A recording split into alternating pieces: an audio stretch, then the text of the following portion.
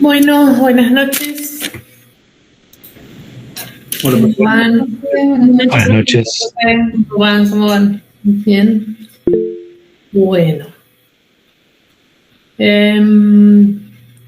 Vamos a seguir con lo que habíamos empezado a ver ayer, pero me interesa si tienen alguna duda puntual con lo que estuvimos avanzando en la clase de ayer, porque hoy vamos a seguir en el mismo sentido. Entonces, bueno, por ahí si quieren arrancar preguntando algo, no hay problema. Yo mientras tanto voy poniendo la presentación. ¿Qué les iba a decir? A ver.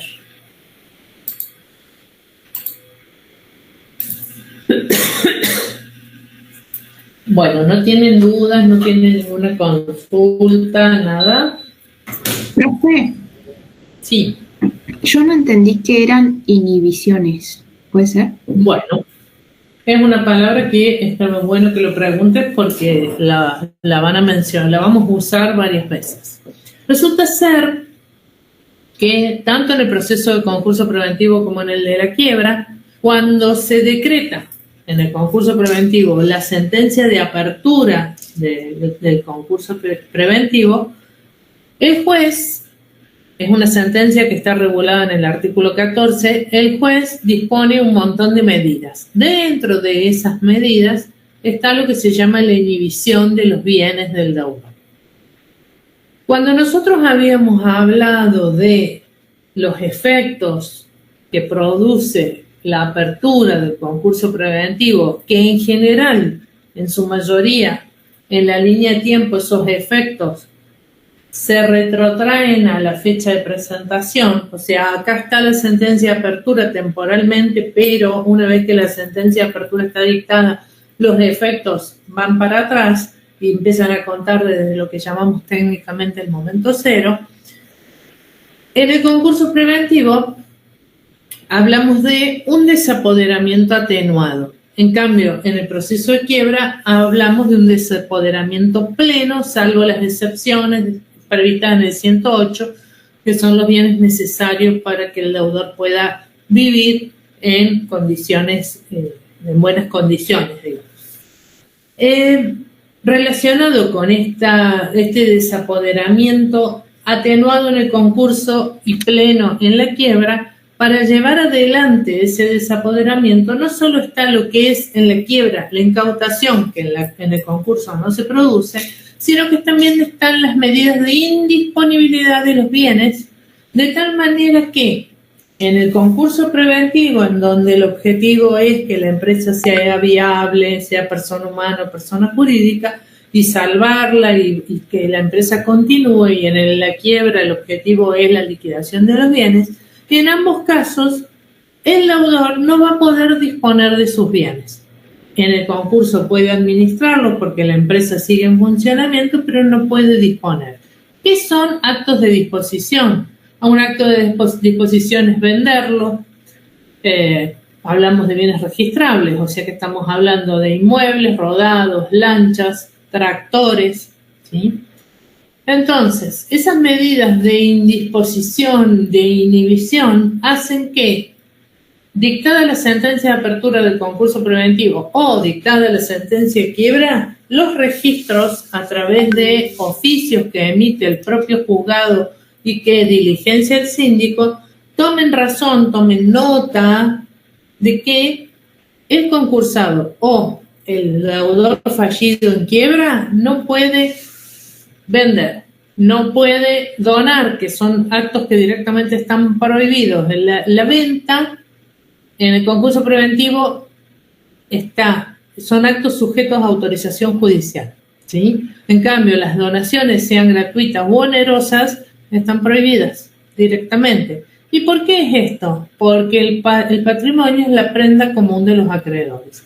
¿Cómo yo llevo adelante ese resguardo de que el patrimonio a la fecha de presentación, patrimonio que bien digo es la prenda común de los acreedores, es el resguardo que tienen los acreedores, no cambie y la foto quede congelada al momento de la presentación y no cambie de manera posterior? Pues bien, con estas medidas de inhibición, ¿sí? En donde el registro de la propiedad del automotor y demás toma noción, toma razón, se llama, de que el concursado no puede disponer de sus bienes, los puede administrar, ¿sí? Pero no puede venderlos, no puede donarlos, ¿sí? Esas son las medidas de inhibición, eso es lo que significa el término inhibición, que en la quiebra es totalmente amplio, en el concurso también, porque no puede realizar actos de disposición, pero sí puede realizar actos de administración de los bienes. Perfecto, gracias, profe. Bueno, vamos a avanzar con las facultades del juez, artículo 274. Ayer habíamos hablado de lo que son las reglas procesales del 273. En general habíamos visto que son reglas aplicables tanto al Instituto del Concurso Preventivo como así también el de la quiebra. En un momento yo les había dicho que el juez es el director del proceso y que también vamos a hablar y sentir y digamos mencionar el síndico, ¿sí? Entonces, a lo que vimos ayer, ahora le vamos a agregar las facultades que tiene el juez en orden para, digamos, que pueda llevar adelante el proceso, y también vamos a hablar de los deberes y obligaciones de la sindicatura y del tipo de sindicatura que hay. El 274 nos marca y nos establece que las facultades del juez, nos dice que el juez, como ya les he dicho en varias oportunidades, es el director del proceso. El juez dicta medidas y resoluciones, que son decisiones judiciales de menor importancia, para instar el proceso, para darle impulso. ¿Tienen idea de esta noción procesal de impulso procesal? ¿Qué significa el impulso procesal? ¿Saben? No, profe, la verdad que no. Bueno, muy bien. Yo digo, ustedes, hay un expediente, nos olvidemos del concurso o nos olvidemos de la quiebra, hay un proceso, si se quiere, individual, no colectivo ni universal, en donde Juan contra Pedro, porque Pedro tenía que pagarle un cheque a Juan y no tuvo fondos. Entonces vino Juan, le ejecuta el título, ¿sí? En un juicio ejecutivo. Resulta ser de que tenemos impulso de oficio e impulso de parte. Ahora bien, ¿qué es el impulso? Bueno, poniéndolo en un lenguaje coloquial, de tal manera que ustedes puedan tener una idea de qué es el impulso, es el motor que hace que el proceso avance, ¿sí? Yo, en un proceso individual, voy a tener la demanda de Juan contra Pedro, reclamándole a Pedro que le pague lo que le debe por el cheque sin fondos. A su vez, Pedro va a tener derecho a contestar esa demanda y ofrecer toda la prueba que considere o no ofrecer prueba. Más allá de la situación, yo lo que quiero mostrar es que para que avance el proceso tenemos impulso procesal, entre paréntesis, motor que hace que avance el proceso, que desde que se inició con una demanda llegue a una sentencia. Ahora ese impulso puede ser de parte o de oficio, ¿sí? Cuando hablamos de impulso de parte, son todas las medidas y actos que tiene que realizar, ya sea el actor, en este caso Juan, o Pedro, que es el demandado, para que insten el proceso, para que el proceso avance. Por otro lado, tenemos lo que es el impulso de oficio, que son las decisiones que toma el juez, decretos, resoluciones de menor importancia, pero que motorizan, digamos, le dan impulso al proceso, ¿sí? Efectuada esta aclaración, después si quieren vemos una definición técnica jurídica de impulso procesal, de tal manera que puedan expresarse correctamente y no como lo estoy diciendo yo, pero en este momento creo que es el mejor ejemplo que les puedo dar para que comprendan la noción de impulso procesal y la pueden distinguir, que puede ser de parte o de oficio. Cuando hablamos de impulso de oficio, corresponde al juzgado, al juez, con sus medidas, decretos, resoluciones y finalmente con su sentencia. El juez, volviendo a lo que es el concurso, puede disponer medidas investigativas. Puede citar al deudor concursado o fallido, puede a su vez separarlo de la administración, ¿sí? Esto lo puede separar de la administración, está vinculado a cuando el deudor realiza actos prohibidos en los términos del artículo 15 o cuando realiza actos sujetos a autorización judicial y no pidió la autorización judicial. También puede llamarlo a audiencia del 102, en donde se lo cita al deudor para que responda un cuestionario de preguntas, lo que se llama absolución de posiciones. Siempre tiene que existir la cooperación por parte del deudor y si no comparece claramente se lo puede llevar por la fuerza pública, digamos. La primera citación no va, la segunda dará parte de enfermo, la tercera viene acompañado con la policía. Puede requerir la presentación de documentos que el concursado o terceros tengan en su poder. Esto, a ver, estas normas que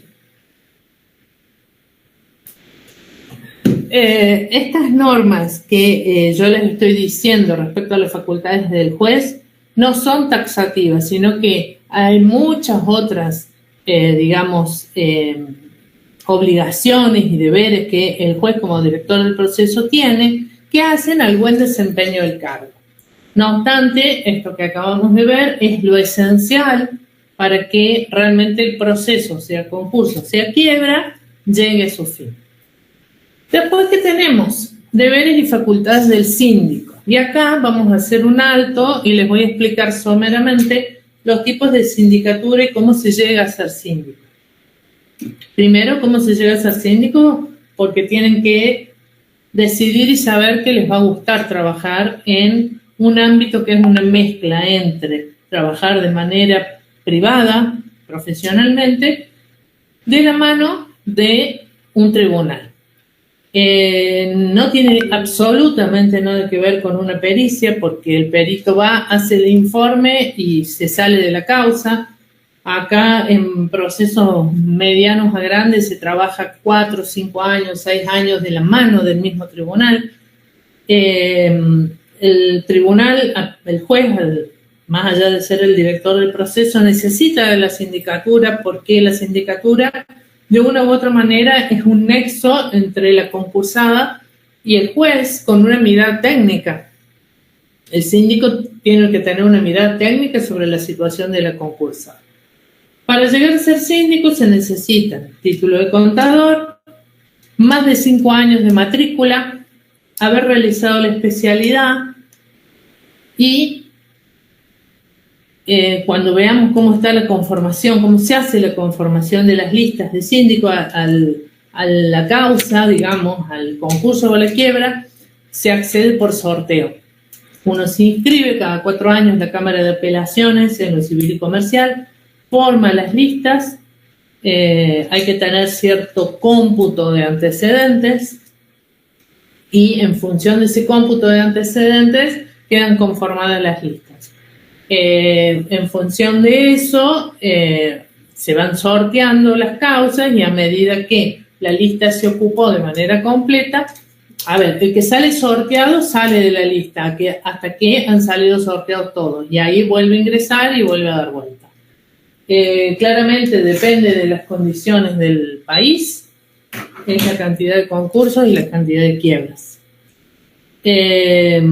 Además, lo cierto es que no sé qué noción de la vida práctica profesional tendrán ustedes, pero la realidad es que en muchos casos el concurso preventivo, no lo quiebra, pero el concurso preventivo tiene ciertas notas de, en muchos casos, en algunos casos, de negocio financiero. ¿Sí? Ya lo vamos a ver, el negocio financiero muy someramente, en donde como con la formación que tienen de futuros contadores rápidamente se van a dar cuenta que cuando algo queda detenido en este tiempo no genera más intereses y los tipos de cambio quedan detenidos en este tiempo y voy a pagar acá, bien sabemos el valor tiempo del dinero, los efectos financieros y demás, entonces no hace falta mayor explicación para que se den cuenta que en algunos casos el concurso preventivo tiene esta cuestión, digamos, ¿no? Para ser síndico, como les dije, título de contador, 5 años de antigüedad en la matrícula, la especialidad, el posgrado, inscribirse en las listas. A los novelos profesionales se les reserva de la lista un 15% para que se puedan inscribir, porque si antes de esto del 15% no estaba y era de muy difícil acceso, había que sumarse en su momento a alguien que ya tuviera antecedentes y que tuviera ganas de darle un lugar a un novel profesional. Hoy esto no hace falta porque, lo que les digo, hay un 15% de resguardo, digamos, de las listas para los noveles profesionales. ¿Qué nos dice el 275? Perdón, les quiero decir esto antes de avanzar con el 275. Tipología de sindicaturas. Las causas más simples, las causas pequeñas o medianas, tienen síndico tipo B. ¿Qué es el síndico tipo B? Un único profesional, ¿sí? El contador que actúa de manera, contador síndico, que está en la lista, pero de manera individual. No tiene ningún socio, ninguna compañía. Después tenemos el síndico tipo A, que son estudios de contadores síndicos, en donde mínimo se requieren 2, de ahí en adelante pueden ser 3, en general es de 2 o 3. Y después, que ese tipo de sindicatura se aplica para procesos a mediano grado. Y después tenemos lo que se llama la sindicatura tipo A colegiada, en donde a lo mejor son 3 estudios de síndicos A, en donde a lo mejor son 6 síndicos, un montón de abogados y demás, que son para los megaprocesos. ¿Qué tenemos? Deberes y facultades. ¿Qué deber tiene? ¿Qué facultad tiene? ¿Qué puede hacer la sindicatura? Nos marca, nos establece... Sí, señor. Perdón. ¿La única figura de síndico que existe es en el caso de un concurso, de una quiebra? No. Existe lo que se llama la sindicatura en la Ley General de Sociedades. Claro. Que tiene el mismo nombre, nada que ver la función, nada que ver, digamos, el marco regulatorio. Yo tenía entendido que había una figura de síndico que es el representante de los propietarios ante los administradores, algo así, ante los accionistas. No, en realidad, hasta donde yo sé, no sé lo que usted me está diciendo, yo conozco esta sindicatura y después el síndico de la Ley General de Sociedades, que es cuando es una sociedad que cotiza en bolsa, entonces se nombra el síndico, o si no cotiza en bolsa, por una sociedad cerrada, se puede optar por prescindir de la sindicatura. Tiene el mismo nombre, nada que ver las funciones. Está bien, perfecto, listo. Era para... Pero a lo mejor existe una tercera sindicatura que yo no conozco, así que no le puedo decir. No, pero me estaba confundiendo con la de las sociedades, digamos. Está bien. Me parece que... Claro, es lo que yo le digo, de la Ley General de Sociedades tiene nada que ver. Es el mismo nombre, pero absolutamente nada que ver. Gracias. Bueno. Profe. Señora. Me quedé colgada con los estudios de contadores síndicos. ¿Por cuántos contadores síndicos se conformaba? Bueno, la acordada, que les digo, acordadas son decisiones administrativas que dicta el Superior Tribunal de Justicia como máximo órgano de la justicia ordinaria. Son decisiones administrativas no judiciales, en donde establece que los estudios de síndicos A... ¿Por qué digo esto? Porque la norma, la ley 24.522, dice que la cantidad de síndicos tiene que ser 3. Luego la acordada del TCJ la bajó a 2 síndicos con las mismas características, contador, más de 5 años de matrícula con la especialidad, para que conformen lo que se llama el estudio de síndicos tipo A. ¿Sí? Y después lo otro que yo dije es que existe una tercera modalidad de sindicatura, que es la sindicatura conformada por estudios A, pero sindicatura plural. Entonces tenemos 3 estudios síndicos A. Son 6 síndicos, porque cada estudio tiene 2 como mínimo. ¿Sí? 3 estudios. Por eso son casos puntuales, son megaprocesos, no es lo frecuente. ¿Sí? Perfecto. Gracias, profe. Bueno, y también tienen que saber ¿Qué casos resonantes tenemos en este momento? Vicentín es el caso más resonante porque es un caso que está totalmente cuestionado, atravesado políticamente, le pasan mil y unas cuestiones, ¿sí? Bueno, lo que es Vicentín, por ejemplo, se presentó en Reconquista. Reconquista no había habilitado las listas para conformación de estudios tipo A. Entonces, oh sorpresa, cayó Vicentín en Reconquista por una cuestión de domicilio legal y no había estudios A. Entonces nombraron, son 3 los síndicos más un cuerpo de abogados y demás, son 3 B. ¿Pero por qué? Porque no había lista de A. ¿Sí? En cambio, existe un mega proceso, el doble de grande de Vicentín, radicado en Río Cuarto, que es una garantía y la concursada y la garante, en donde sí había estudios A, entonces a lo que se hizo, que era lo que correspondía, se nombraron 3 estudios A, por eso se habla de sindicatura colegiada. ¿Sí? Para que ustedes tengan una idea cómo funciona, pero son casos excepcionales. La generalidad es que tengamos síndicos B o estudios A, pero simples, no colegiados. ¿Sí? Genial, gracias, profe. Bueno, entonces, ¿qué tiene que hacer el síndico? Es obligación del síndico solicitar al deudor toda la información necesaria para que el proceso se tramite rápidamente. Es obligación del síndico averiguar la situación patrimonial del deudor, los hechos que la causaron y la determinación de sus responsables. Para dar cumplimiento a estas 2 obligaciones, el síndico tiene las siguientes facultades. Puede librar cédulas, oficios, puede librar todo tipo de cédulas, puede librar todo tipo de oficios, salvo los oficios que estén destinados a el Poder Judicial y a los gobiernos, ¿sí? A gobiernos, al presidente, a gobernadores y demás. En cuyo caso, esos oficios, para que puedan ser diligenciados, tienen que tener la firma del tribunal. También puede el síndico solicitar informes, requerir al deudor explicaciones, en esto que habíamos visto que está también dentro de las facultades del juez, que sería dentro de la audiencia del 102, en este deber de colaboración que tiene el deudor. El síndico puede examinar expedientes en donde se tramiten cuestiones patrimoniales del concursado o vinculadas a él. Por ejemplo, está el concurso preventivo, pero resulta ser que antes el concursado, por un choque, le inició un juicio a la persona que le chocó. Y bueno, ahí hay una cuestión patrimonial de por medio que puede resultar de interés al concurso porque a lo mejor hay algo que cobrar por parte del concursado. ¿Sí? Tiene un crédito el concursado o un posible crédito. Entonces el síndico puede ir a ver qué es lo que pasa en ese proceso. ¿Sí? En quiebra, no nos olvidemos que ahora estamos dentro de cuestiones generales. Estoy hablando de cuestiones que se aplican tanto al concurso como a la quiebra.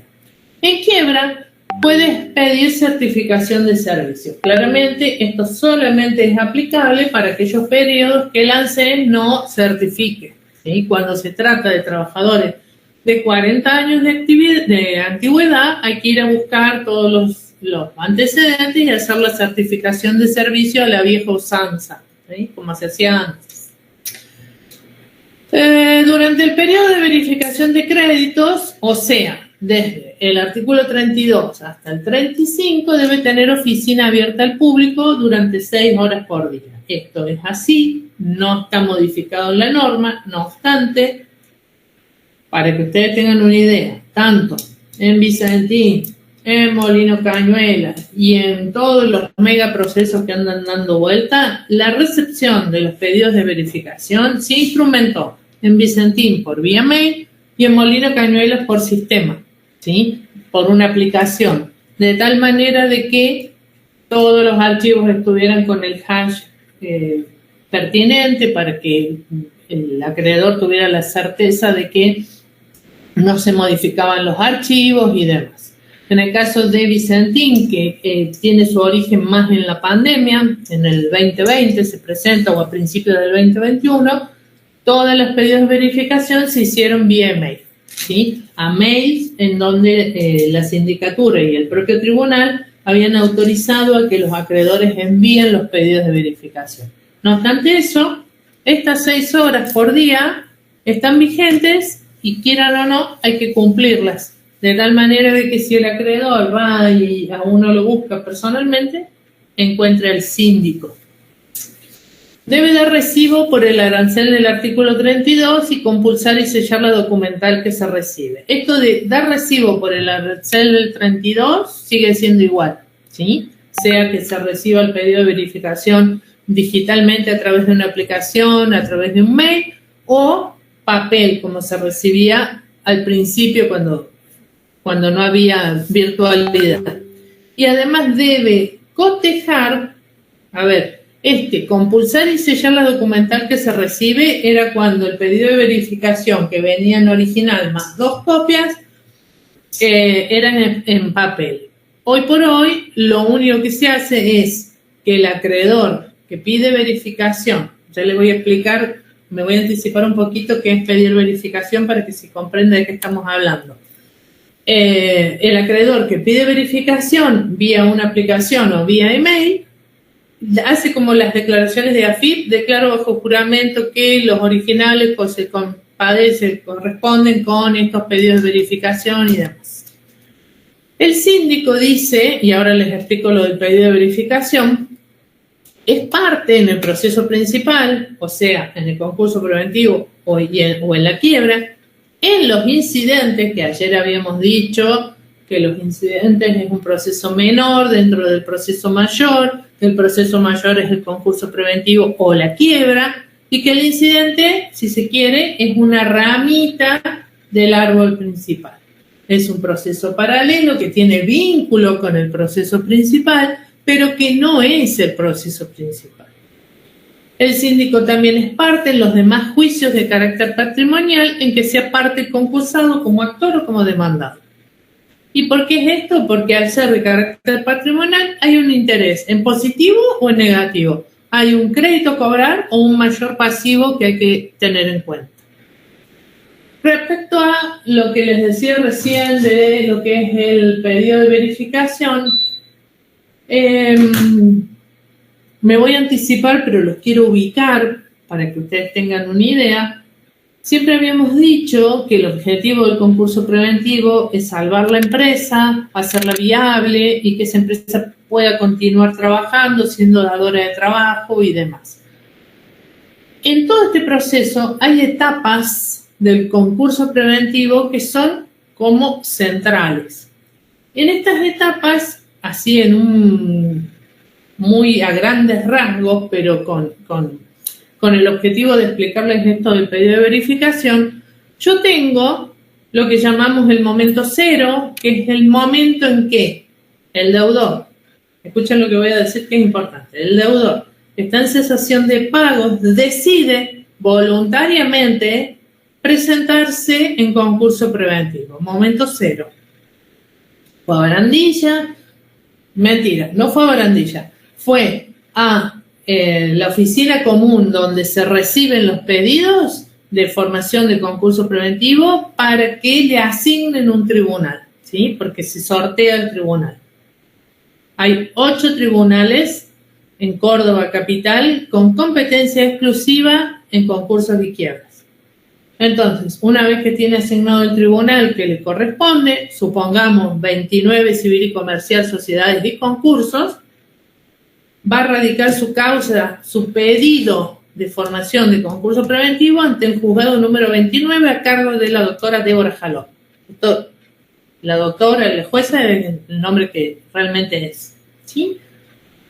Una vez que tengo ese pedido, la doctora, la jueza, el tribunal va a analizar si cumple los requisitos del artículo 11 y va a dictar la sentencia de apertura. Si lo cumple, dicta la sentencia de apertura del artículo 14. Esa sentencia de apertura tiene un montón de plazos, fechas y mandas judiciales. Cuando hablo de mandas judiciales, cuestiones a cumplir, ¿sí? Tanto por el deudor como por la sindicatura.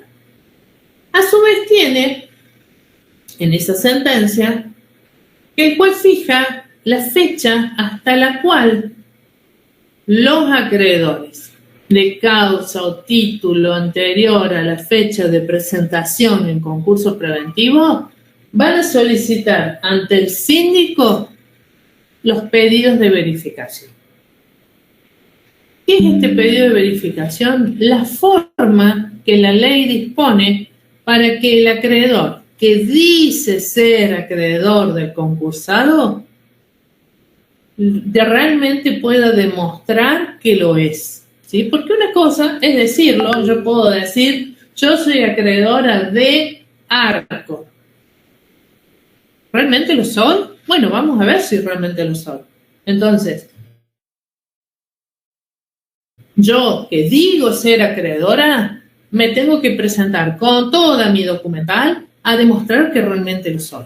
Esto es lo que se llama pedido de verificación en los términos del artículo 32, ¿sí? Que comienza en el artículo 32, termina en el 35 y culmina realmente con la sentencia de verificación del 36, ¿sí?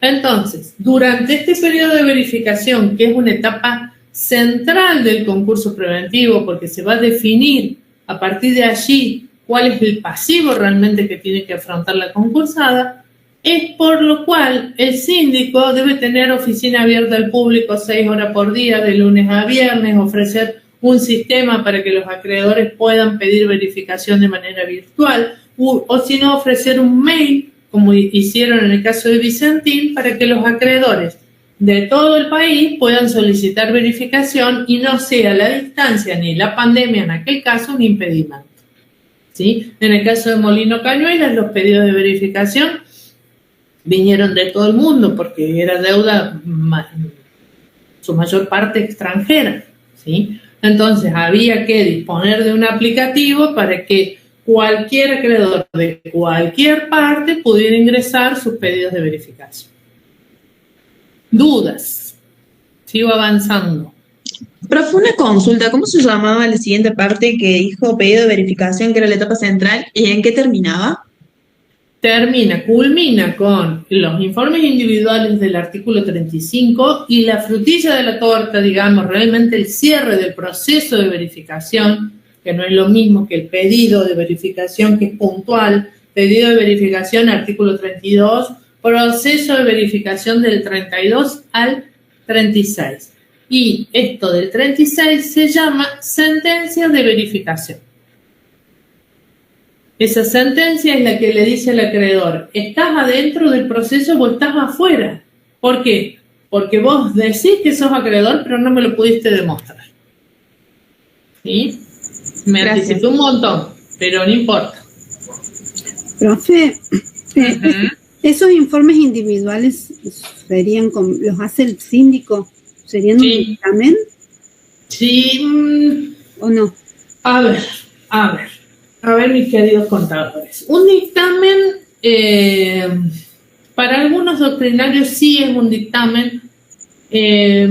La verdad que yo disiento un poco respecto al dictamen porque en realidad lo que estamos haciendo es una opinión fundada. Eso es el informe individual.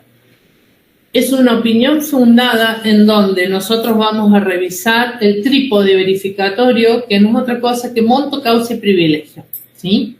O sea, un dictamen es como puntual, como los dictámenes de auditoría, en donde digo que la trazabilidad de la operatoria de tal cuestión está cumplida o no está cumplida. En realidad acá es bastante más amplio. ¿Por qué? Porque los informes individuales analizan lo que yo les acabo de decir, el trípode verificatorio. El trípode es monto. Yo puedo decir, yo acreedor, que a mí me deben 10 millones de pesos. Pero resulta ser que después, cuando me tocó pedir verificación, yo de los 10 millones pude acreditar con documental suficiente 4. Y los otros 6, y a mí me parece que me los deben, pero la verdad que no tengo ningún papel como para fundamentar documentadamente que yo realmente tengo una creencia de 10 millones. Entonces, primera cuestión, monto. Causa. ¿Cuál es la causa que a mí, como acreedor, me permite reclamarle al deudor? ¿Cuál es, cuando hablamos de causa, si esa palabra causa la quieren poner de otra manera, cuál es el negocio jurídico que vinculó a ambas partes? ¿Qué es? Compraventa de mercadería, compraventa de materia prima. Pues bien, la compraventa de materia prima tiene toda una trazabilidad de documentación. ¿Qué es la documentación? Y bueno, lo primero que tengo que tener es el pedido, la orden de compra, el pedido, la factura, la orden de pago, el remito o la factura conformada, ¿sí? No es simplemente que yo, acreedor, salgo y digo, no, me deben 10 millones de pesos, yo le proveí un montón de materia prima del periodo tal al periodo tal, todo es de causa título anterior al momento cero, me voy para atrás, ahí técnicamente estoy bien. Ahora, de papelitos no tengo nada. Yo no sé cuándo le entregué al deudor. Sí, le mandé cosas, pero la verdad que nunca me firmó una factura conformada, entonces no se sabe si realmente le entregué. ¿Sí? Bueno, todo eso que yo estoy describiendo hacia la causa. Y luego tenemos la tercera pata del trípode verificatorio, que es el privilegio. El privilegio, todavía no llegamos, capaz que en la próxima clase ya llegamos, hace al tipo de crédito, ¿sí?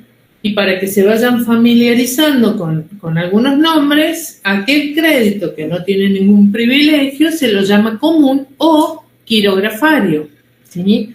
En cambio, los créditos que describe la ley que se llaman privilegiados porque tienen algún tipo de preferencia son privilegio especial o privilegio general, ¿sí? Entonces, volviendo a lo que es el proceso de verificación, tenemos este trípode verificatorio que hace que yo no pueda pensar en un dictamen. Es un informe sustanciado con fundamentos y demás sobre cada uno de los pedidos de verificación. O sea que si yo tengo en mi proceso 850 acreedores, tengo que hacer 850 informes. ¿Se da cuenta que es diferente a un dictamen? Linda caja de Pandora que abrí con la pregunta. Tremendo, tremendo. Es el trabajo, a ver, les tiene que gustar, pero es el trabajo que yo digo que profesionalmente genera muchísima adrenalina, porque cuando uno empieza a ver y dice, ¿y esto? Y a ver, una cosa es trabajar simplemente con un concursado que le fue mal y que no tuvo ninguna segunda intención. Y otra cosa es trabajar con un concursado o con un fallido que tuvo toda la intención de estafar en concurso real o que tuvo la intención de estafar en lo que es asociación ilícita, o sea que se juntó con todos y con todos pensó cómo hacer. Entonces cuando uno empieza a ver, tenés contratos que son contratos que están todos en la misma fecha. Bueno,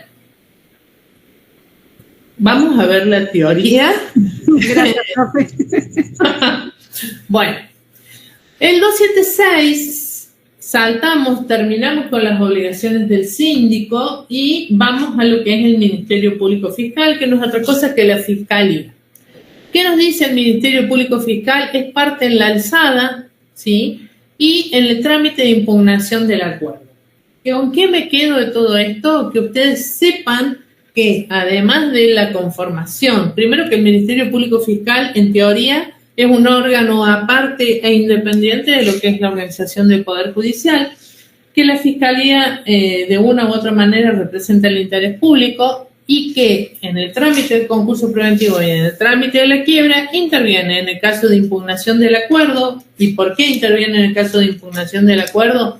Pónganle barra, abuso del derecho, abuso de posición dominante, abuso de propuesta abusiva, ¿sí? En donde se puede llegar a ver afectado algún tipo de disposición de bien, de orden público y demás, ¿sí? Y también es parte de la alzada el Ministerio Público Fiscal cuando al síndico le regulan honorarios en un proyecto de distribución en la quiebra. Hoy, todo lo que les acabo de decir resulta un misterio. ¿Sí? Muy bien. Queda dicho para su oportunidad. Cuando lleguemos a la impugnación del acuerdo y veamos las causales por las cuales se puede impugnar un acuerdo preventivo, y van a comprender por qué va a tener injerencia, por qué se le va a correr vista al fiscal de Cámara. ¿Sí? Y es parte de la alzada, por eso hablo del fiscal de Cámara. La alzada es la Cámara, lo que le sigue al juzgado de primera instancia.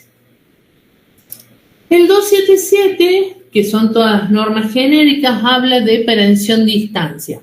Y si queremos, esta perención de instancia la vamos a llevar de la mano con este concepto procesal que les dije antes de instar el proceso.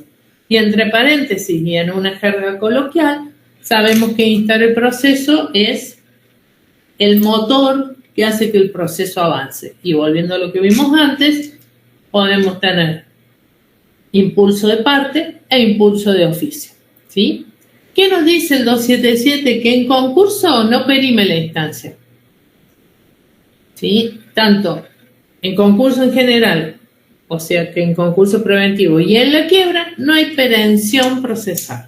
¿Dónde perime la instancia? En los incidentes. Acá dice, en los incidentes que son, que tramita por vía incidental el recurso de reposición del artículo 37 y también tramita por vía incidental la verificación tardía del artículo 56. Hoy no saben lo que es, no importa, ¿sí? Pero sí quiero que se ubiquen que la vía incidental se usa para estas dos situaciones, recurso de reposición y verificación tardía. En cuanto a la perención de instancia, perime a los 3 meses, si no hay plazo determinado, y si hay plazo determinado, caduca según el plazo. Ejemplo, caduca según el plazo, artículo 119, actos ineficaces por conocimiento de la cesación de pago 6 meses. ¿Dónde se toma esto que acabo de decir? En un examen final, ¿sí? ¿Dónde se toma esto? En un parcial de promoción, pero no con este alcance, ¿sí? En donde estoy viendo si salto de los 3 meses a una norma específica como la determinada en el 119, ¿sí? Ahora, por ejemplo, lo que es perención de instancia en un examen parcial, en un parcial, sí se sabe tomar, se pregunta si en el concurso o en la quiebra perime la instancia, como vimos no perime, salvo los incidentes que perime a los 3 meses. Esto del 119, que es una excepción a los 3 meses, es de examen final, ¿está bien? Artículos 278, leyes procesales locales. ¿Se acuerdan que ayer yo les dije que el Código Procesal local, Código Procesal Civil y Comercial de la provincia de Córdoba, es al código al que recurrimos si la norma no nos responde a la situación? Tenemos una situación, no encontramos cómo responder, cómo solucionarlo a través de la norma, bueno, iremos a buscar el Código Civil y Procesal de la provincia de Córdoba, porque supongo que es donde la provincia donde tramita el proceso. ¿Por qué hago esto? Porque el 278 dice, si no está previsto en esta ley, en materia procesal, se aplican las disposiciones del Código Procesal local de acuerdo al lugar donde tramite el proceso. ¿Sí? Muy bien. Artículo 279 lo vamos a estudiar, lo voy a explicar, más allá de que ha quedado fuera de funcionamiento. Dice el 279. ¿Qué era el legajo de copias? Vamos a empezar por lo que era el legajo de copias. El legajo de copias en realidad funcionaba cuando en vez de ser expediente digital, expediente electrónico, teníamos un expediente papel, ¿sí? Entonces, ¿cuál era la obligación del tribunal? No solo llevar el expediente papel principal, sino que llevar un legajo de copias. ¿Y por qué era esto? Porque si se perdía, existía una copia. En realidad, lo que salía en préstamo era el legajo de copias, nunca el expediente principal. Dice, el legajo de copias. Esto es un agregado, no dice el 279. El agregado que se le ha puesto en el Power es que este legajo nada tiene que ver con los legajillos en cumplimiento con los requisitos del artículo 11.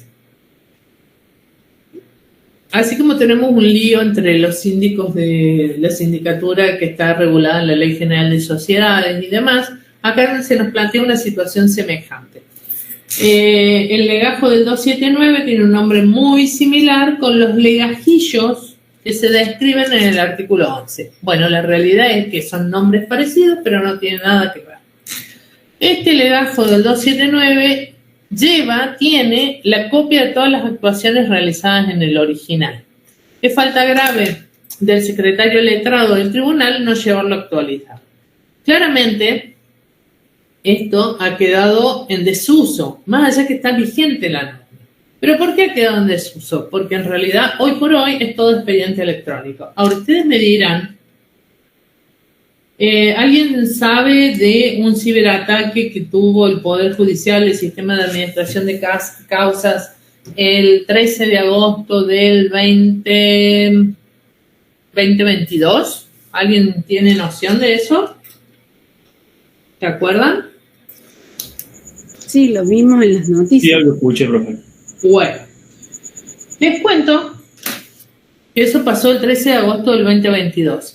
El 12 de agosto del 2022, desde el 11 al 12, los síndicos del proceso de Molino Cañuelas subieron los 860 informes.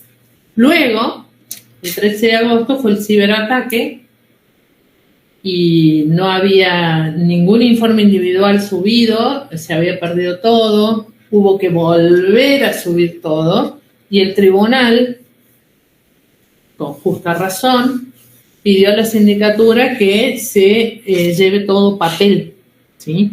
Entonces, yo siempre digo que más allá de que se logró subsanar todo y no se perdió ningún tipo de información y se subió todo y demás, lo cierto es que en su momento el recurso de llevar todo en papel fue la solución que encontró el tribunal y que así tuvo que cumplir la sindicatura. Entonces, este legajo de copias no está en uso, pero cuando se complican las cosas sí está en uso porque se volvió al expediente papel, aunque sea transitoriamente, pero se volvió. ¿Sí? Muy bien. Vamos acá a la regulación de los incidentes. Habíamos dicho, y en esto insisto para que tengan en claro, que el incidente es un proceso menor dentro del proceso mayor, que es el concurso preventivo. Habíamos dicho también que la sentencia que pone fin al incidente no se llama sentencia, sino se llama auto interlocutorio y que solamente es apelable el auto interlocutorio que pone fin al incidente. ¿Está bien? También habíamos dicho que tramitan por incidente la verificación tardía, que no es la del 32. La verificación del 32 la llamamos tempestiva en tiempo y forma. En cambio, la verificación fuera del término se llama tardía y está regulada en el artículo 56 de la ley, tramita por vía incidental, lo mismo que el recurso de revisión establecido en el artículo 37 de la ley. Para zanjar confusiones, claramente les digo que el recurso de revisión del artículo 37 no es un recurso de apelación. Hago esta salvedad por lo que estuvimos viendo en la clase de ayer cuando les hablé de recurso de apelación en razón de la norma del 273 que dice que las resoluciones en general son inapelables y que cuando son apelables lo son con efecto suspensivo y con hasta el límite de lo actuado en la causa, en lo que se quiere apelar. Tramitan por incidente y toda otra cuestión que tenga que ver con el concurso, pero que no tenga un trámite previsto o un procedimiento especial. ¿Cómo es el trámite del incidente? O sea que estoy dentro de un proceso menor en relación que tiene vínculo con el proceso mayor, que es el concurso o la quiebra. El incidente se plantea en un escrito con toda la prueba. La resolución que deniegue la petición es apelable, o sea que la resolución que deniega la petición de lo que se está pidiendo en la vía incidental es apelable. Si el incidente es aceptado por el juez o por la Cámara, si hubo apelación por denegación, corre traslado a la contraria para que conteste. Esto, ¿sí? Yo quiero que ustedes tengan en claro que el incidente se plantea es un escrito que se adjunta toda la prueba, ¿sí? Esta prueba que puede ser pericial, por testigos, máximo 5 por cada parte. Cuando el incidente sea una verificación tardía, el síndico emitirá un informe una vez concluido el periodo de prueba. ¿Sí? Ajá. Esperen un segundo. A ver. En este momento estoy resolviendo una cuestión técnica profesional. No lo había tenido presente y me resuelve un montón esto. Bueno, honorarios. El artículo 287 establece que en los procesos de revisión y en la verificación tardía se regularán de acuerdo a lo previsto en las leyes locales. Sin embargo, es usual que no haya regulación, siendo la razón dada por los tribunales, por el juez, que la misma estará contenida en la regulación general. Esto depende del tribunal, no hay una postura uniforme. Depende del tribunal si regulan en la revisión y en la tardía o no, ¿sí? En Río Cuarto en las tardías no regulan, en las revisiones sí. No hay una postura uniforme, es a criterio de cada director de proceso, a criterio de cada juez. Artículo 251 y 264, funcionarios. Son funcionarios de los procesos, como les dije, el síndico tipo A o tipo B o sindicatura A colegiada, como sea, o un B colegiado, como es el caso de Vicentín, porque no existía sindicatura A en Reconquista. El coadministrador, el veedor o el interventor, acá no está puesto, pero terminan siendo funcionarios si es que son nombrados dentro del proceso. Y acá está discutido si son funcionarios o no los controladores del cumplimiento del acuerdo, y en esto me adelanto para que sepan, existen durante todo el proceso de concurso preventivo 3 comités, 2 temporales y 1 definitivo, ¿sí? Se considera que este es el definitivo, controladores de cumplimiento del acuerdo es el último, ¿sí? Se considera que son funcionarios. En realidad, la verdad que desde mi punto de vista, lo único que hacen es emitir un informe respecto al control, a si la concursada va cumpliendo la cuota concordataria y nada más. O sea que está muy lejano de ser un funcionario dentro del proceso. Además, no tiene remuneración, no pasa nada si no aceptan el cargo. O sea que adjudicarle la categoría de funcionario me parece que no corresponde por todo lo que estoy diciendo. No cobran, no pasa nada si no aceptan, no pasa nada si no elevan un informe, ¿sí? Creo que está muy lejos de la categoría que se le quiere asignar de funcionarios del proceso. Como les dije antes, para ser síndico hay que ser contador, que es una incumbencia reservada, creo que es la resolución o el decreto 5.000 del Ministerio de Educación. No está bien el número que estoy diciendo, pero es por ahí.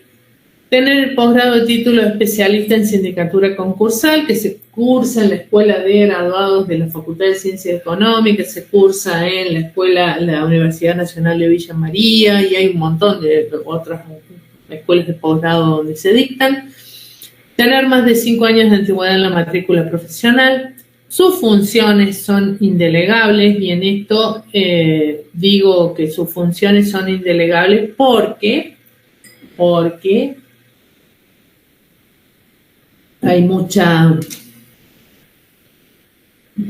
como todo, bueno, hay mucho mal uso de la función de síndico, en donde se inscriben y después, en vez de ejercer per se por uno mismo y trabajar la causa y saber lo que pasa, delegan todas las funciones en un abogado, y claramente esto es una cuestión numérica, esto es una cuestión de auditoría, esto es una cuestión de trazabilidad de operaciones, en donde hay que ver el principio y el final. Bueno, y quieran o no, toda la parte jurídica es lo que se hace la formación del contador en la especialidad. Entonces, es bueno trabajar y saludable, además, trabajar por uno mismo y no delegar en cuestiones que son de nuestra incumbencia en abogados. O sea, todo bien, porque son ultra necesarios. El asesoramiento legal es ultra necesario, pero sin delegar las funciones, ¿no es cierto? Trabajando por sí con el patrocinio letrado, así se trabaja correctamente. La designación es irrenunciable, salvo causa grave mediante. ¿Qué quiere decir esto? Que me tocó el concurso preventivo de la verdulería de la esquina y sé que no tiene activo, no tiene patrimonio, no tiene nada. Bueno, es lo mismo que trabajar en un megaproceso. O sea, hay que trabajarlo y no puedo estar eligiendo en qué causa trabajo y en qué causa no. De hecho, nosotros en el estudio tenemos procesos grandes, pero también tenemos procesos ultra pequeños, pero no pequeños, ultra pequeños, en donde el concursado no tiene nada, ni siquiera un emotito. Solamente tiene plata para pagarle a la cuota que le cobra el abogado por presentarlo en un concurso preventivo. Punto. Y lo único que tiene son deudas. Y en realidad son deudas que no son tales. Es muy particular la situación. ¿Por qué? Porque se presenta en concurso preventivo porque sacó créditos bancarios y sacó tarjeta de crédito. Primero sacó la tarjeta de crédito, no la pudo pagar, le dieron un crédito para pagar la tarjeta de crédito.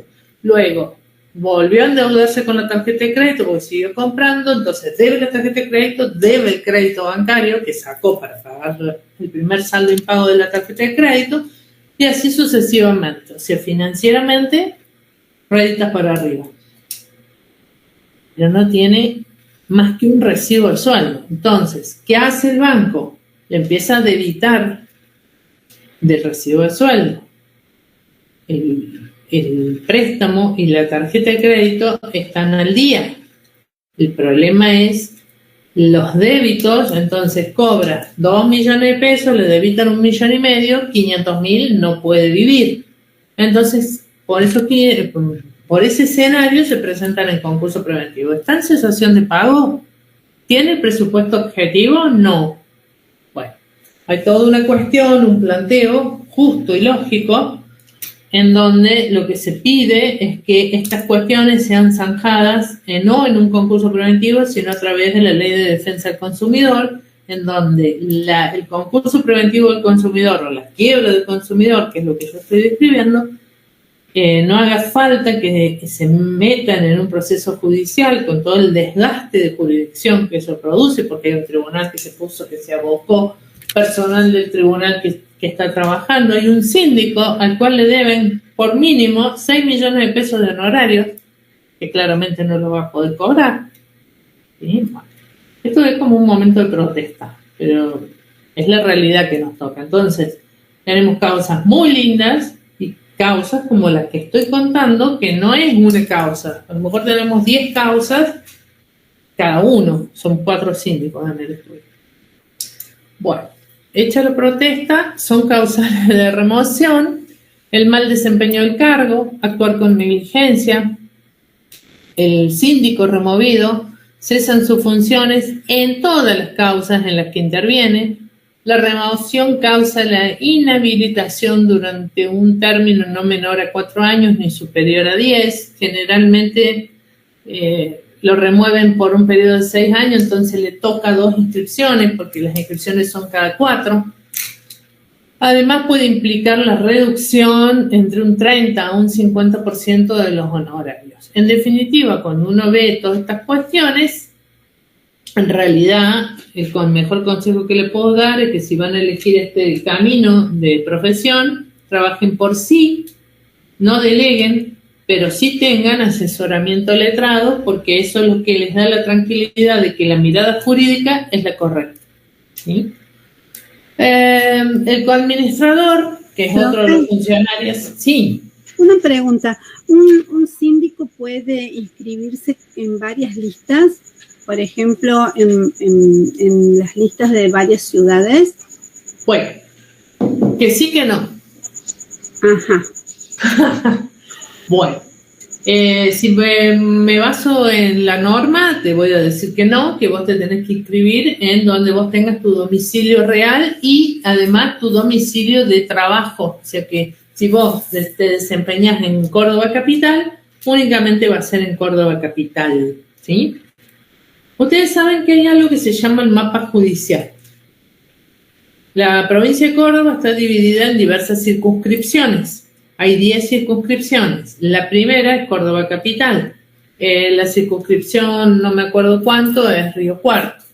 Entonces, si uno puede inscribirse en... a ver, que les voy a poner un ejemplo que es real. San Francisco. San Francisco es muy exigente a la hora de controlar los domicilios. Entonces, si realmente tu domicilio es acá en Córdoba Capital, claramente no podés estar acá y no podés estar allá, ¿sí? En algún lado afincás.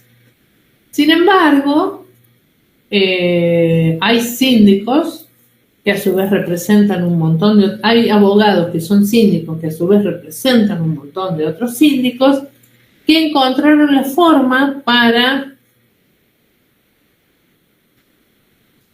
No es burlar norma, pero encontraron la forma para poder inscribirse en San Francisco y en Belleville, demostrando que realmente ellos hacen profesión efectiva en San Francisco y Belleville, cuando la realidad es que solamente se están diciendo eso para poder trabajar en esa circunscripción, ¿sí? Por eso te digo que sí que no. La norma, que no, donde realmente estás. Lo que pasa en la práctica es lo que te estoy contando. Y si te querés inscribir en La Rioja, Santa Fe, Buenos Aires, te tenés que matricular en cada uno de los lugares. A pesar de que nuestro título como contador es el Contador Público Nacional, le sacamos la palabra nacional y nos tenemos que matricular en Buenos Aires, en La Rioja, en Santa Fe y demás. Perfecto. Gracias, profe. De nada. Muy bien. Controladores del cumplimiento, como les dije, hay 2 provisorios, el 14, inciso 13, que está regulado en el 14, inciso 13, y el 42. Y un definitivo, que es el comité definitivo del artículo 45. Este último es el que controla el cumplimiento del acuerdo en el caso de grandes procesos. ¿Está bien? Muy bien. A los controladores del cumplimiento del acuerdo, yo personalmente y muchos doctrinarios le sacan la categoría de funcionario porque yo creo que funcionario es otra la cuestión, cumple funciones, tiene deberes, obligaciones y acá no pasa nada. Si el controlador de cumplimiento, el comité no acepta, no pasa nada, no tiene sueldo, no nada. O sea, controle que pague. Y si no eleva el informe, el tribunal le va a requerir, eleve el informe, pero más de eso no va a pasar. En su momento, cuando veníamos avanzando, yo les dije hace un ratito las tipologías de crédito. Cuando les hablaba de lo que es el proceso de verificación, les dije que hay un trípode que hay que ver, hay que verificar que realmente esté, que es monto, causa y privilegio. Y también les describí lo que era el monto, les describí lo que era el negocio jurídico o la causa, y les hablé de privilegio. Cuando les hablé de privilegio, les dije tipología de crédito. Cuando les dije tipología de crédito, les dije común o quirografario o sin privilegio, y después les dije créditos privilegiados. Y les hablé de crédito privilegio especial y privilegio general. ¿Dónde está todo eso? En el 241 y al 248 de la ley. Entonces, ¿por qué vamos a ver esto? Porque a menos de que vimos el tipo de cartular, el tipo de título de crédito entre letra de cambio, pagaré y cheque, lo cierto es que, por otro lado, y en este mismo sentido, tengo tipologías de crédito, en donde un cheque que esté vinculado a una operatoria un título de crédito, un cheque que esté vinculado a una operatoria por compraventa de mercadería, va a ser un crédito quirografario común, sin privilegio, ¿sí?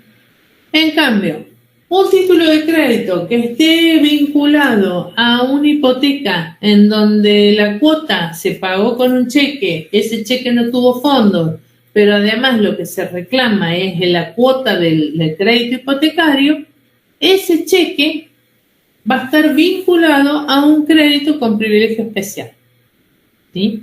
Entonces, lo primero que vamos a hacer es definir qué entiende el Código Civil y Comercial de la Nación, la Ley 26994, respecto a qué entiende por privilegio. Dice el 2573 del Código que es la calidad que tiene un crédito de ser pagado con preferencia a otro, ¿sí?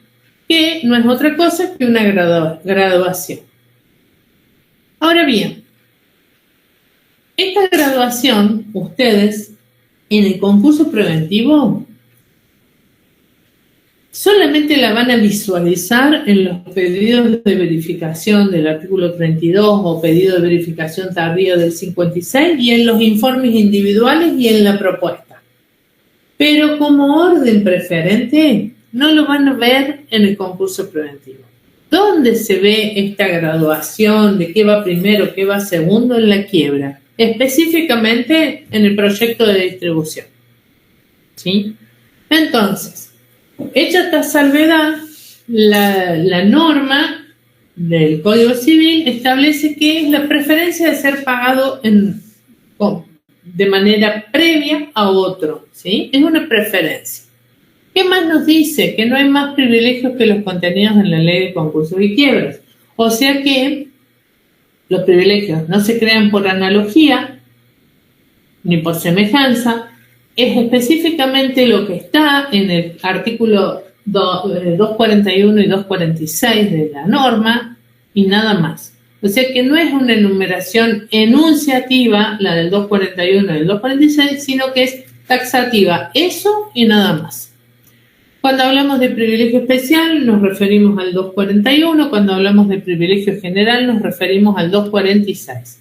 Y cuando hablamos de créditos sin privilegio comunes o quirografarios, estamos dentro del artículo 248. Cuando hablamos, acá estamos definiendo conceptos, ¿no es cierto? Cuando hablamos de extensión de un privilegio, es hasta dónde abarca, ¿sí? ¿El privilegio abarca solamente el capital o abarca el capital más los intereses por 2 años a contar desde la mora? Bueno, ese es el significado de extensión de un privilegio. ¿Hasta dónde va? O sea que, si yo en una deuda con privilegio especial estoy reclamando como acreedor capital e intereses por 5 años y tengo un crédito con privilegio especial, la extensión de ese privilegio especial va a abarcar el capital y los intereses de 2 años. Hay 3 años de interés que no va a tener privilegio, que va a ser quirografar. ¿Bien?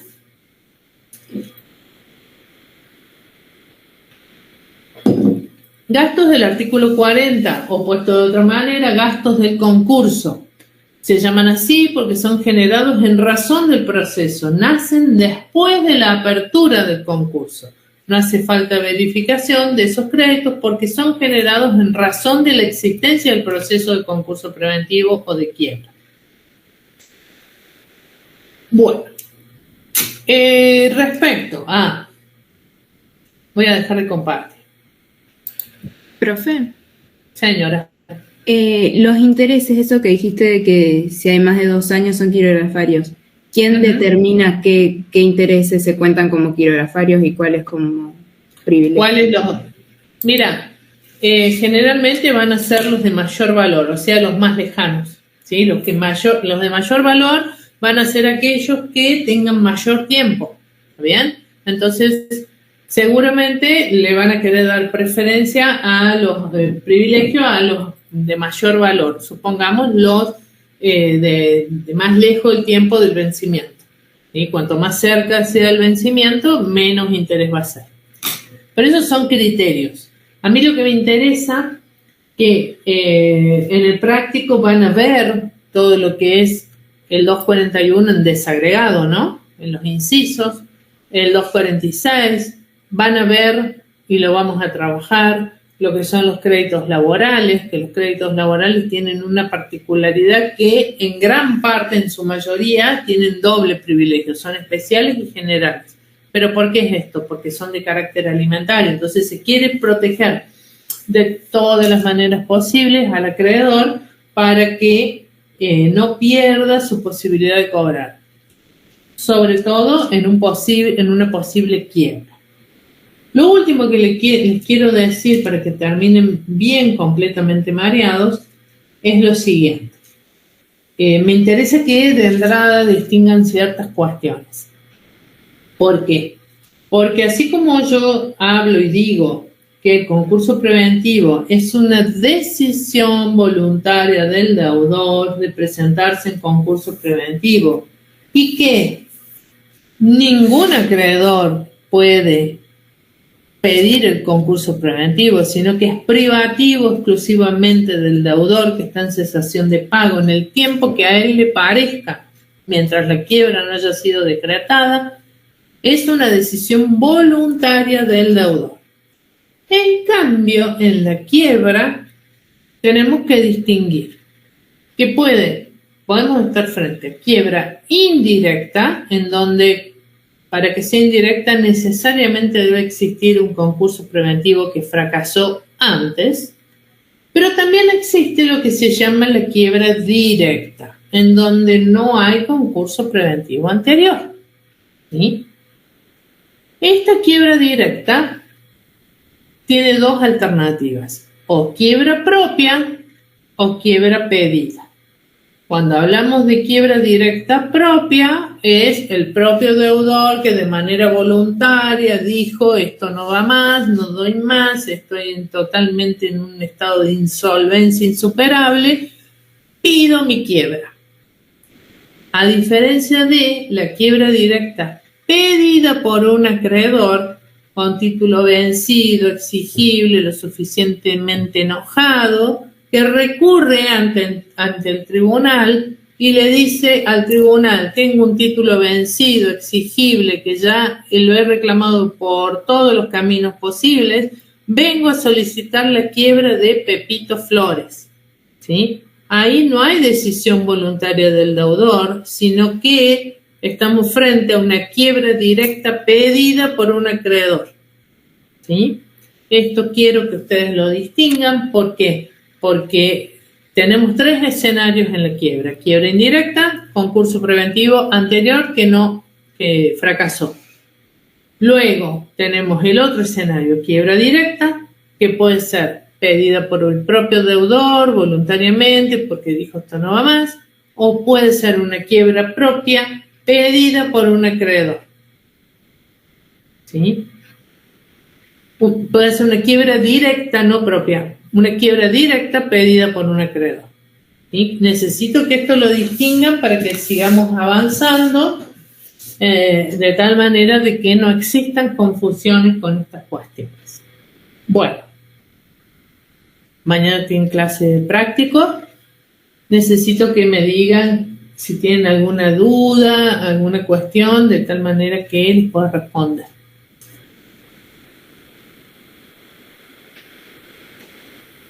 Profe, en la quiebra directa, por más que, o sea, con que tengas el título vencido ya lo podés pedir, o sí tenés que demostrar que agotaste otras instancias. Esto es prudente demostrar que se agotaron otras instancias, de tal manera de que no se lo pueda cargar al acreedor peticionante de la quiebra como que está, digamos, no lo intimó, no le mandó cartas documento y demás, y lo primero que hizo es pedir la quiebra, no. Entonces, primero intimarlo, mandarle cartas documento, reclamos y demás, y luego se aconseja el pedido de quiebra si es que todo fracasó.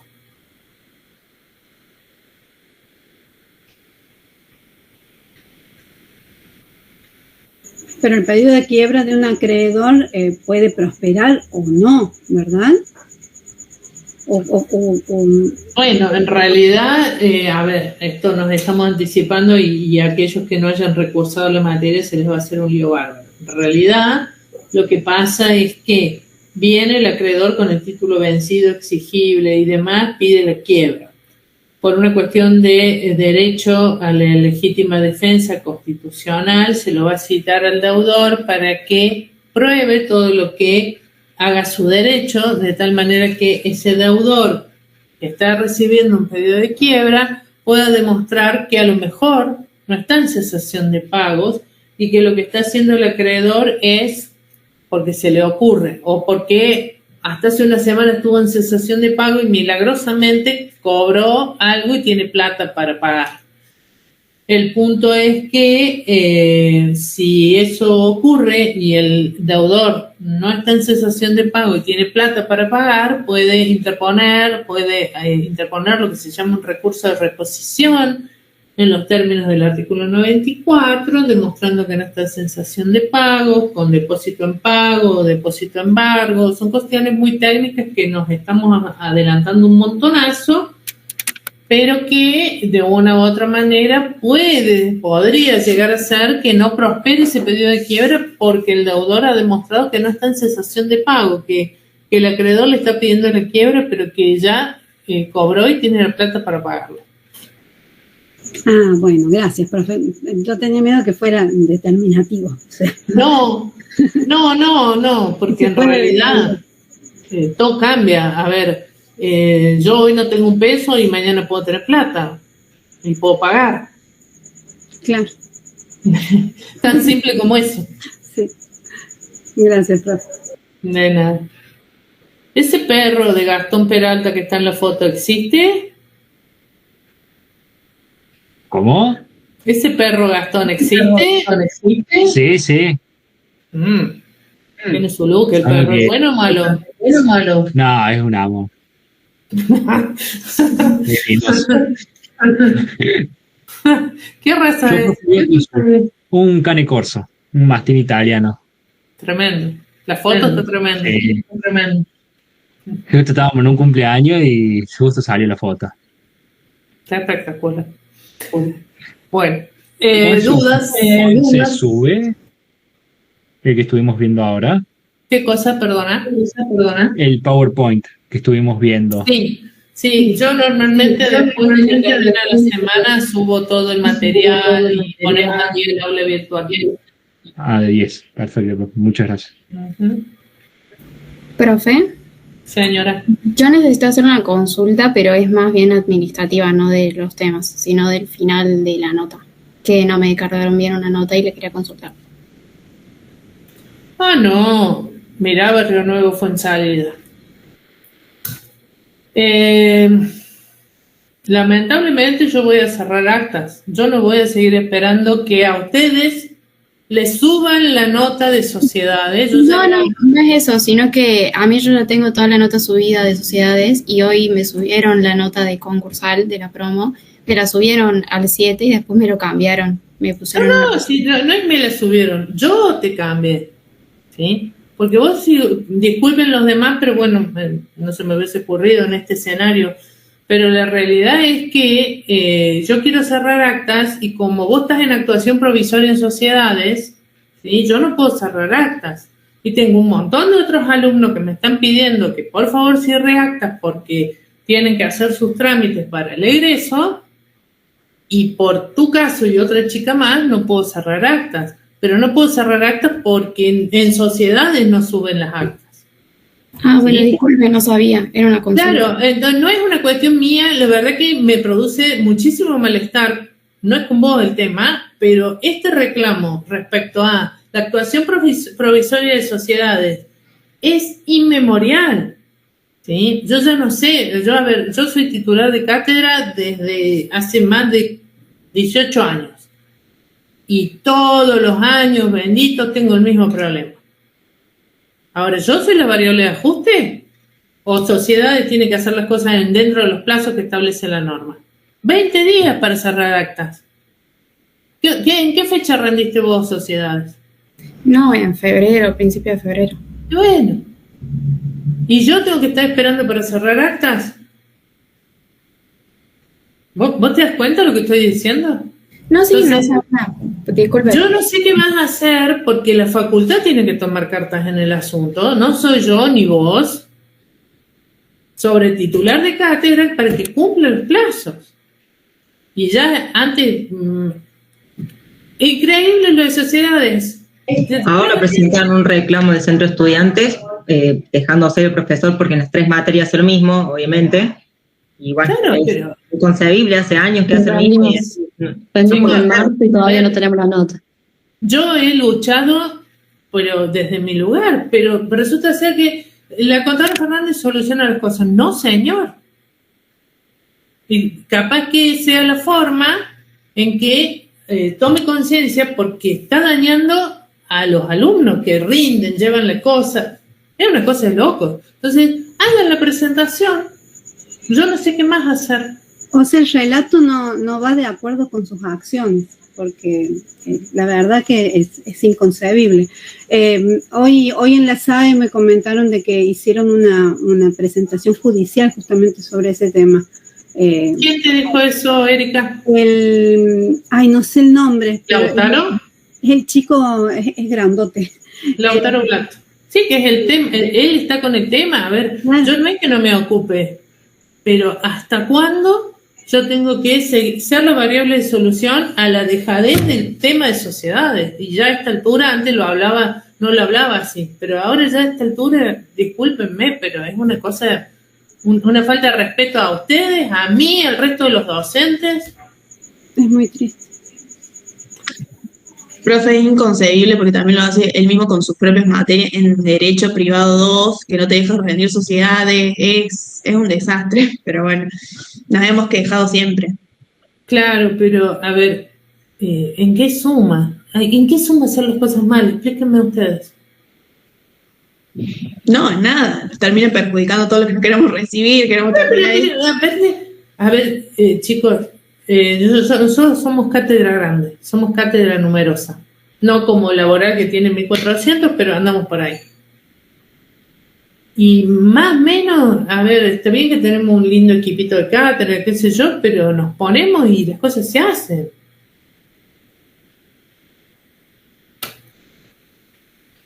Sin palabras.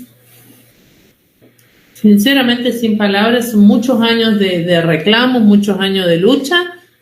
Y la verdad que yo no quiero perjudicar a nadie porque no es mi espíritu, no estoy para eso acá, pero tampoco voy a seguir permitiendo esto. Sinceramente lo digo. Y en ese sentido es que cuando inicio las clases todos los años les digo, ojo con sociedades, vean cómo se van a organizar, porque llegamos a esta instancia, pusieron todo el esfuerzo por promocionar la materia, pero yo no puedo seguir esperando. ¿Se entiende lo que digo?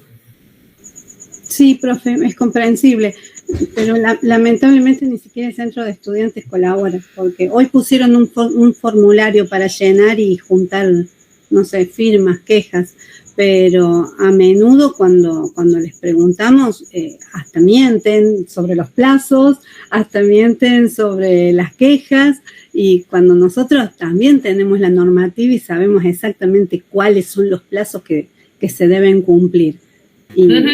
Y de repente, si estamos todos aquí es porque estamos aceptando las reglas de juego. Y si no las aceptamos, nos tenemos que hacer un paso al costado y... Eso, ¿viste? ¿no? Claramente, a ver, yo no soy ejemplo de nada porque yo vivo con la cabeza partida en 78 pedazos. Pero hay una realidad que es, si yo me comprometo en algo, más o menos les tengo que cumplir. Como que yo exijo que ustedes cumplan cuando me toca a mí ponerme del otro lado y pedir que me respondan. Si no, ¿para qué estoy? Esto es un ida y vuelta, como bien dice Erika. Y si no, un paso al costado porque es saludable, porque si no se puede, no se puede y ya. A ver, yo ahora estoy más tranquila, pero algunos que me conocen, 2021, 2022, 23 y 24, andaba hecho un demonio y daba clases desde cualquier lugar del planeta porque era un caos mi vida. En el buen sentido, no por nada malo, sino por una cuestión laboral tremenda. Y yo creo que si se notó un poquito de desarmonía y de atraso, todo fue con un equipo de cátedra que realmente les estoy totalmente agradecido porque se pusieron el poncho y salimos todos a resolver la situación. Pero si yo realmente veía que eso no podía, tenía que hacer un paso al costado, y yo hablé con el decano de aquel momento y le dije, esta es mi situación y vamos a ver si podemos seguir adelante.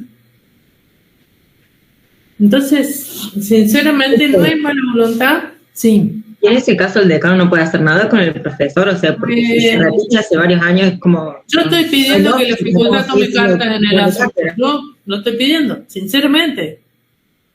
Yo no quiero poner nombre, no quiero hacer nada. Yo tengo teléfono, tengo un montón de cosas. Pero creo que la facultad es la que tiene que hacer las cosas. Ponerse los pantalones y llamarlo al titular de cátedra y decirle, a ver, ¿qué hacemos con esto? No podemos seguir así. No, es una falta de respeto también a todos nosotros. Totalmente. Bueno, eso. Valentina, te quedaste sin palabras. Profe, Señora. le hago una consulta desde el desconocimiento. Una vez que se cargan las notas que están en la actuación provisoria, ¿está a cargo de los profesores que esa nota de actuación provisoria pasa a la historia académica o deja? Claro, mira, el proceso es así. Ustedes rinden, ¿sí? Se publican las notas, yo las cargo en el guaraní. Es la actuación provisoria. Les muestro el parcial, les muestro el final. Confirmamos la nota, no hay cambios. De ahí yo tengo un tiempo, ¿sí?, para cerrar las actas. Cerrar las actas es completar y poner ausente en los casilleros que no tengan nota, ¿sí? Una vez que el acta está cargada al 100%, hago clic. ¿Se dan cuenta? No fui a ningún lado. Hago clic, cierro el acta. Si tengo algún inconveniente, vía mail hablo con la gente de acta, solucionan lo que haya que solucionar, hago otro clic y la firmo. Digamos, como mucho, 1 hora. Como muchísimo. Claro, porque eso es lo que me llama la atención, porque debe ser una pavada, entre comillas, hacerlo. No es una pavada, pero como dice la compañera, a ver, si más o menos tenemos y una cátedra masiva, y qué sé yo, ponele que te lleve media hora de estar sentado frente a la máquina, no tenés que ir a ningún lado, te tenés que conectar y punto.